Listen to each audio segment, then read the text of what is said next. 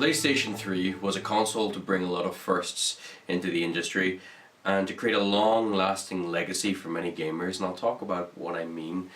First of all, what can't we say? The PlayStation 3 brought in a hard drive to equal PCs and laptops at the time.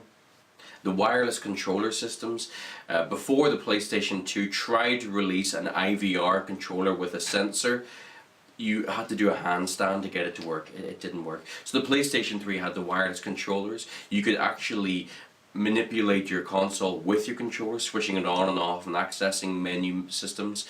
It had its own internal menu system. The PlayStation 2 did have, but the PS3 brought it up a notch, dashboards. And this leads me on to the first big thing that I believe happened with the PS3. Of course, Xbox had it before, but that's a separate note, is this idea of community-based gaming.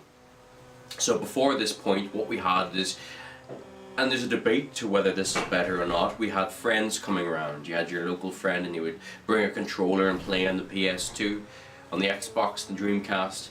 You'd have a couple of people around. You'd hook up your TVs for the evening and play.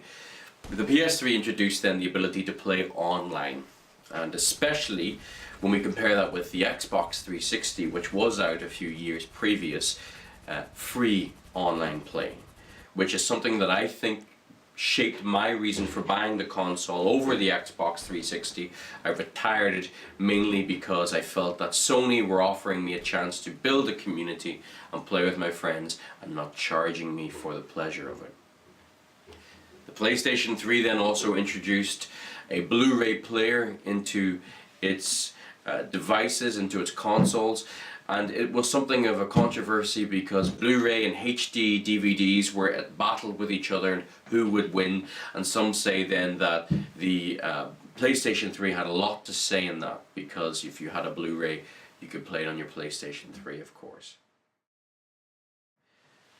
Again, as I said earlier, the trend became of a slimming down trend. The PlayStation 3 became the next target to be slimmed down, and at the time it was something that I believe irritated the community, and the reason for that is because the cost, mainly. You were forking out at the time £300 to £400 on a PlayStation 3 plus accessories, and it was only a matter of, I believe, 2 to 4 years later that the slim version came out, and you had to fork out another couple of £100 for a much sleeker looking console.